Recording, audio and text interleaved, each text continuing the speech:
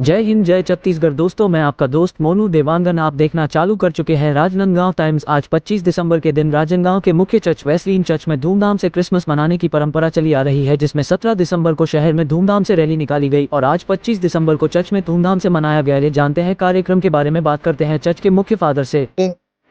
परमेश्वर जो है मनुष्य को अपने स्वरूप के अनुसार अपनी समानता में बनाया, इसलिए मनुष्य साधारण साधारण रीति से अपने जीवन व्यतीत नहीं करता, परमेश्वर को मानता है, क्योंकि परमेश्वर आत्मा है और हम सब आत्मा में।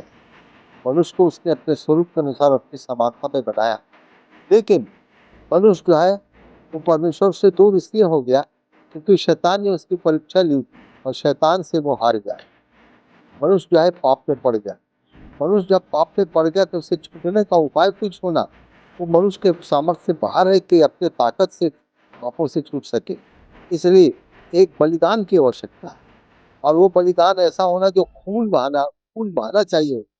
और तब क्या होता है कि परमेश्वर जो है मनुष्य को रूप लेता है। जब मनुष्य को रूप लेते एक कुंवारी के गर्भ में वो आया। कुंवारी के गर्भ में आने का मतलब ये है, परमेश्वर किसी चट्टान से पैदा नहीं हुआ, आकाश से नहीं निकला, शून्य से नहीं निकला और समुद्र से भी नहीं, क्योंकि जिसमें आत्मा हो वहीं परमेश्वर जो है वो वास करता है। मरियम में आत्मा थी, हम में भी आत्मा है, लेकिन मरियम में आत्मा थी और इसलिए मरियम के कोख में हो गया वो कुंवारी, और मरियम के कोख में गया और वहाँ से वो पैदा हुआ और फिर अपने जीवन में वो आगे बढ़ने लगा।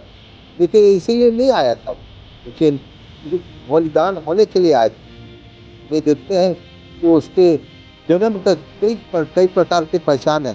स्वर्ग से तारा निकल आया और वो तारा जो है लोगों का अगुवाई किया, वो ठहरता था और आगे चल करके वो एक स्थान में ठहरा जहाँ पर कि यीशु मसीह पैदा हुआ था। वो एक गवाही देता है कि एक उद्धारकर्ता जन्म लिया, स्वर्गदूत स्वर्ग से आए और उन्होंने पृथ्वी पर आकर के लोगों को बताया कि उद्धारकर्ता जन्म लिया है, अब तुम पापों से क्षमा पा सकते हो। लेकिन कब? जब यीशु मसीह बड़ा हुआ, उसका बलिदान हुआ, तो उस पर चढ़ करके उसको बलिदान किए और उसके बलिदान होने के बाद सिर्फ वो ऐसे ही नहीं रहा, वो मर गया और मर करके वो जी उठा, क्योंकि परमेश्वर को कोई मार नहीं सकता। जी उठने के बाद लोगों को दिखाई दिया कि मैं वही हूँ जो कि पहले था, और ये कहा गया जो उस बलिदान को पर विश्वास करे सो नाश न हो परंतु अनंत जीवन पाए। और इसलिए हम यीशु मसीह को इसीलिए मानते हैं, आशीष देते हैं।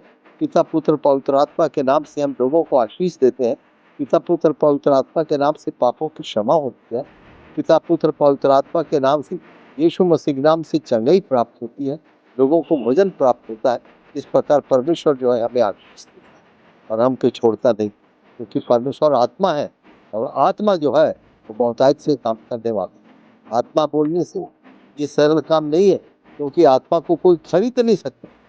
मनुष्य जो है हर चीज खरीद सकता है, लेकिन आत्मा को नहीं खरीद सकता, और वो चीज परमेश्वर ने अपने पास रखा और हमको दिया, क्योंकि परमेश्वर आत्मा है। मनुष्य को अपने स्वरूप के अनुसार अपनी समानता में बनाकर उसने हमको आत्मा दिया। अब जो हम आगे चल करके इस बात को देखते हैं कि जिन जिन व्यक्तियों को परमेश्वर जो है विशेष आशीष लोगों की गवाही देने के लिए देता है, वो है, उसमें से हम भी एक हैं जो कि लोगों को आशीष देते।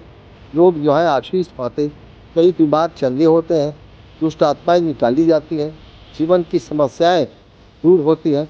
जो परीक्षा में बैठने वाले बच्चे जो हैं वो आते हैं, परीक्षा बैठने के पहले प्रार्थना कराते हैं, सफलता प्राप्त करते हैं और परमेश्वर उनको आशीष करा।